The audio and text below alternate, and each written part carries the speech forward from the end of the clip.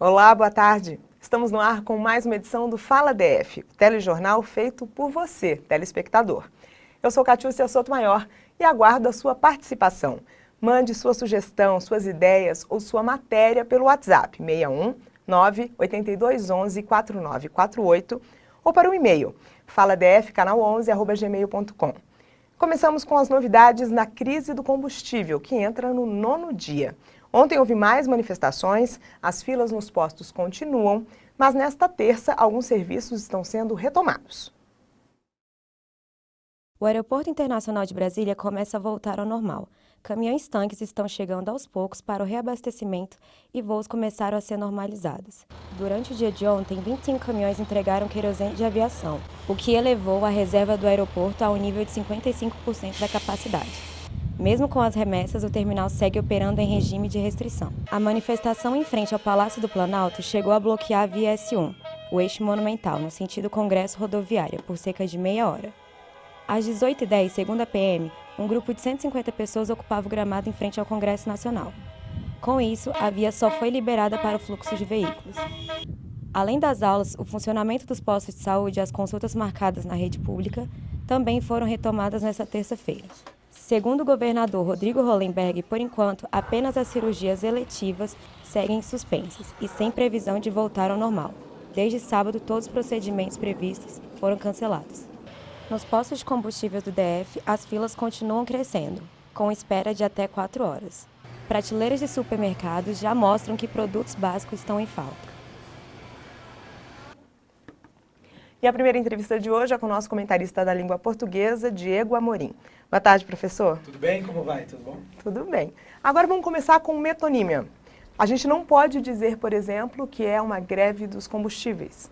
Na verdade, a gente está num jornal, então no jornal a gente pode dizer que a greve é dos combustíveis, porque o combustível, em verdade, não faz greve. Mas existe uma figura de linguagem que é a chamada de metonímia, que você pode usar uma palavra por outra. Por exemplo, eu leio o Machado de Assis. Você não lê o Machado de Assis, você lê a obra do Machado de Assis. Então, quando eu falo greve dos caminhões, a gente subentende que a greve, na verdade, é dos caminhoneiros e não dos caminhões. Uma figura de linguagem não deve ser usada em sentido formal, igual a gente está aqui. Mas numa roda de conversa, pode. E quais são os 5 maiores erros cometidos em concurso público, professor? Bem, erros em concurso público comumente usados ou comumente cometidos pelo candidato, a gente pode separar 3 erros de gramática normais e 3 erros na redação, por exemplo. Os 3 de gramática mais difíceis para os alunos é classificação do que, a classificação do se, porque a gente lê pouco, estuda pouco esse tipo de classificação, então o texto é mais formal. E também erra-se muito, por incrível que pareça, concordância. Concordância de verbo com um sujeito, então há um erro muito grande em relação a isso aí. Na redação, erra-se concordância, é verdade, mas também se erra muita pontuação. A pessoa coloca a vírgula, ainda se tem aquela noção lá de 1970, 60, de que a vírgula é uma respiração, e toda vez que se respira, se coloca uma vírgula. Isso é terrível, porque já pensou, eu falo desse jeito rápido, eu quase não coloco vírgula, então, nos meus textos, né? Mas você falou do que e do se. Quais são essas regras que... Na verdade é o seguinte, na prova escrita, meu objetivo, eles pedem para você classificar o que. Basicamente são 3 ques. Um é conjunção integrante, quando você pode trocar a oração inteira por isso. Por exemplo, o réu requer que se faça tal coisa. O réu requer isso. Deu para trocar por isso a conjunção integrante. Pronome relativo, quando está ligado a um substantivo anterior. A parede que construí, então eu construí a parede. E um outro que é muito utilizado, porém não tem função nenhuma, ele chama de expletivo, né? Fazia 30 anos que eu não comia pouco. Então, eu não comia pouco, fazia 30 anos. Esse que, na verdade, nem existe, é expletivo. Quando se pede para você classificar esses ques, aí o aluno geralmente erra. Por falta, né, de treino, de ver várias vezes a mesma situação em orações diferentes, que é o que cai em prova de concurso. Interpretação de texto também é um problema. A interpretação de texto, eu vou dizer para você que é o maior dos problemas. Houve uma prova, por exemplo, em Goiás, da PM, que de 8 questões, 7 eram de interpretação de texto. Quase todo mundo errou tudo. Porque, como a interpretação de texto é uma questão que depende exclusivamente do candidato, ele tem que ler muito, ele tem que reservar 10 horas da sua semana, na verdade, para os estudos normais, mas 10 minutos por dia, Catiúcia, de manhã, quando acorda, 10 minutos na hora do almoço e 10 minutos à noite, ele já lê meia hora por dia, coisa que ele não fazia. E a leitura que vai te trazer uma melhor gramática, uma melhor interpretação, uma melhor escrita na redação. Ler ainda é a chave para a interpretação de texto. Tá ótimo. A Joyce Queiroz Batista mandou umas mensagens por WhatsApp perguntando a diferença entre algumas palavras. Ela tem dúvidas, por exemplo, entre acender com SC e acender, acerca de separado, acerca de com A com H e acerca de acerca junto. Então, vamos lá. Acender com SC é subir. Vem de, né, você subir, ascender, né? Você acender, por exemplo, na carreira.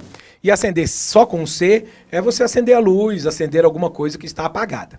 No caso do acerca de, quando você usa acerca de só com A, uma palavra só, acerca, significa a respeito. Então, acerca da informação, então a respeito da informação, é junto. O A com H significa tempo passado. Então, se eu disser assim, separadamente, A com H, cerca de algo, eu estou dizendo que é aproximadamente no passado. Então, há cerca de 20 anos, há cerca de 15 dias, houve uma outra greve. Então, eu tenho acerca de com H, porque eu estou me referindo ao tempo passado. E ainda tenho cerca de, que significa aproximadamente. Cerca de 30 pessoas se manifestaram favoráveis a tal coisa. Então, cerca de 30 pessoas, aproximadamente 30 pessoas, Joyce. Infelizmente, a gente não tem mais tempo para continuar e tem muita pergunta aqui, mas teremos outras oportunidades. Maravilha, certo? A gente volta. Então tá, daqui a pouco nós voltamos com mais notícias para você.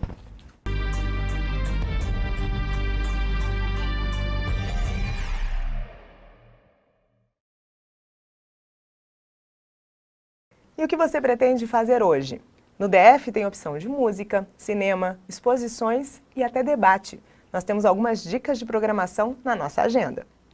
Nesta terça-feira, dia 29 de maio, acontece a abertura da exposição Street Type, Tipografia das Ruas de A a Z, na Caixa Cultural de Brasília. O evento começa às 19h e tem visita guiada com o curador Tito Sena às 8 horas. Já na quarta-feira, além de visitar a exposição, o público pode participar de oficinas e debates. A entrada é franca para todas as atividades.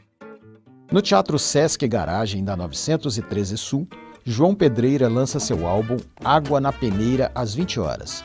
Esse é o primeiro álbum do cantor, compositor e ator brasiliense. Os ingressos custam R$10 a meia e R$20 a inteira.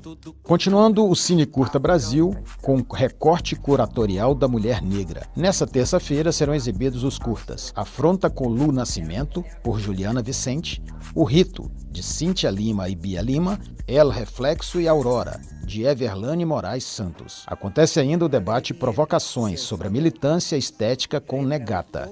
A entrada é gratuita. E a Orquestra Sinfônica do Teatro Nacional encerra a temporada de maio com o ciclo Tchaikovsky 125 anos no Cine Brasília. Com regência do maestro Cláudio Cohen, a orquestra se apresenta às 20 horas com entrada livre. Feriado chegando e sem combustível está difícil ir para muito longe. Então, que tal aproveitar o que temos de bom aqui por perto?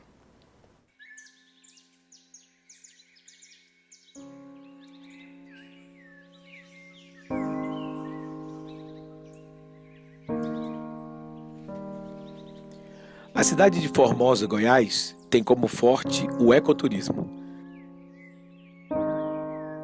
A cidade é privilegiada por ser cercada de grandes maravilhas da natureza e por influenciar na formação de 3 bacias hidrográficas muito importantes no país: Amazonas, Prata e São Francisco.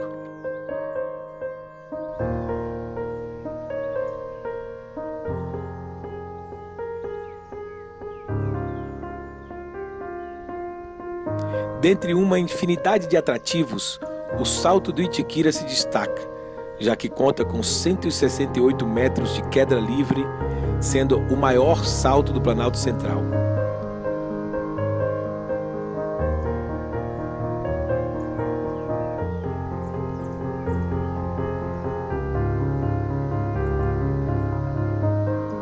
O salto está em uma reserva formada por corredeiras, mirantes, canyons e mais de 35 nascentes puríssimas de águas cristalinas. E é por isso que impressiona a todos que fazem uma visita.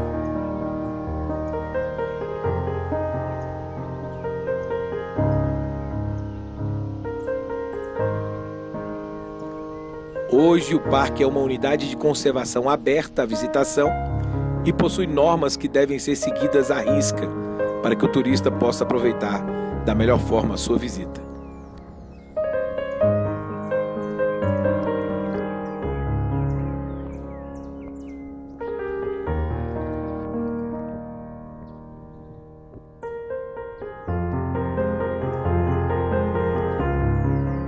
Tudo é pensado visando a preservação da fauna e da flora do local.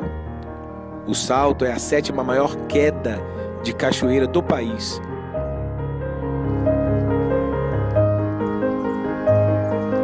O melhor horário para visita é pela manhã, já que normalmente forma-se um belíssimo arco-íris na base do Salto, acompanhado de revoada de andorinhas.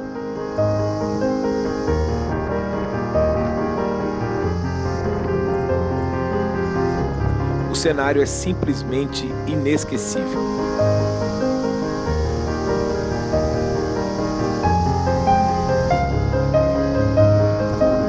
As imagens que estão vendo foram enviadas pelo diretor de fotografia Fábio Raposo, que nos brindou com essa fantástica obra de arte que é o Parque do Itiquira.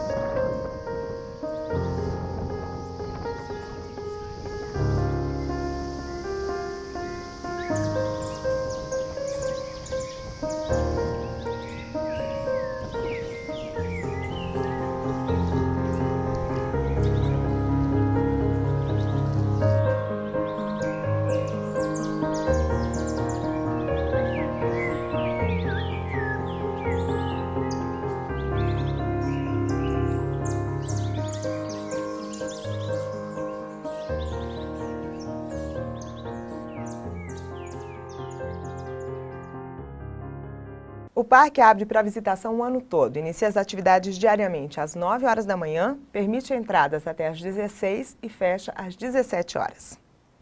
Nós voltamos no próximo bloco com mais informações sobre a crise dos combustíveis. Até já!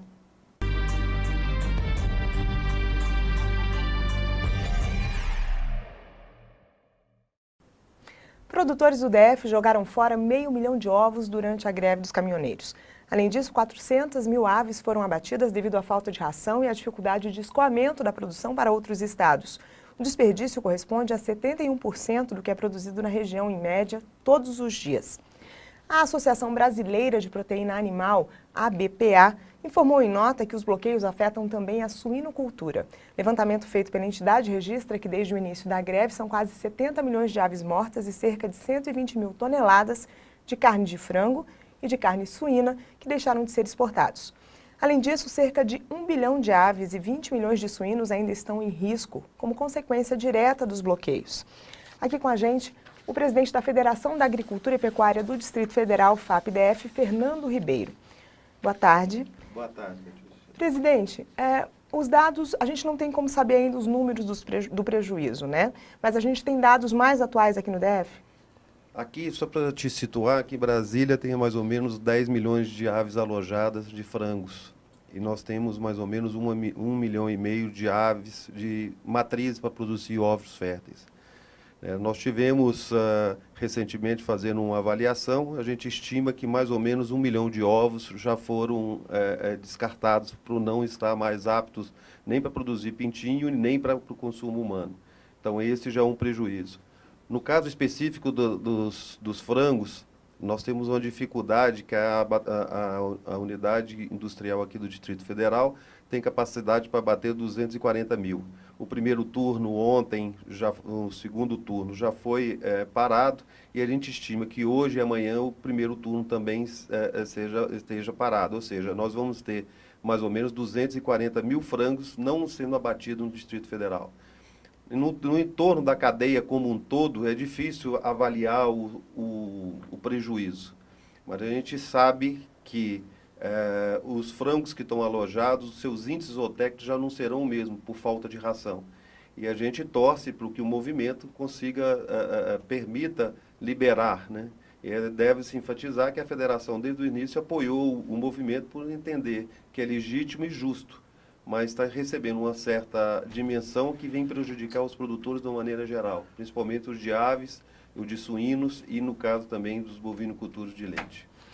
Ontem houve uma reunião na Secretaria de Agricultura do DF, né? Como que foi essa participação? O secretário, tem que parabenizá-lo também em público, porque ele, de pronto, ele começou a agir com determinação do governador no sentido de dar suporte aos produtores e às agroindústrias para tentar escoar as rações e as cargas vivas que estavam bloqueadas em alguns locais. Ontem foi tomada a decisão que ia fazer um comboio de todas as integradoras, juntamente com alguns produtores que façam as suas rações,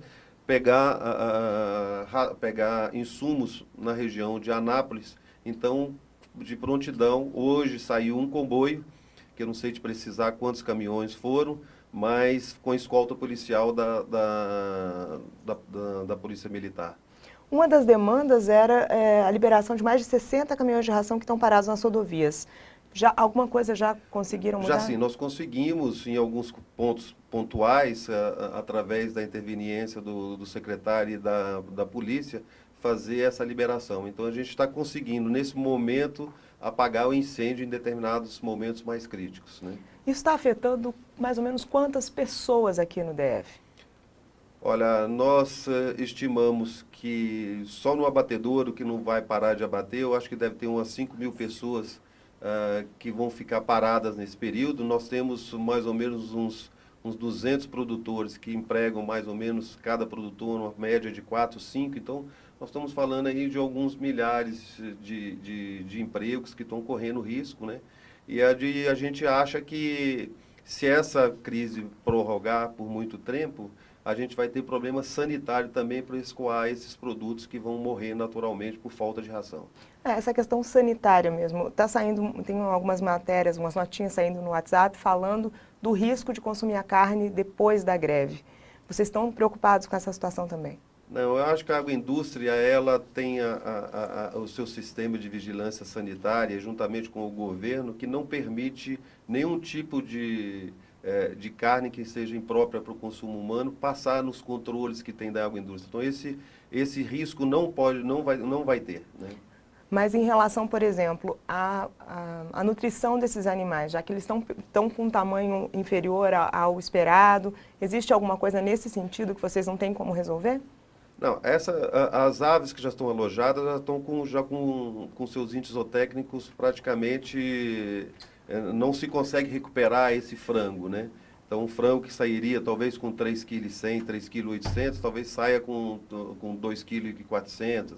Então, isso já não tem jeito de recuperar mais, né?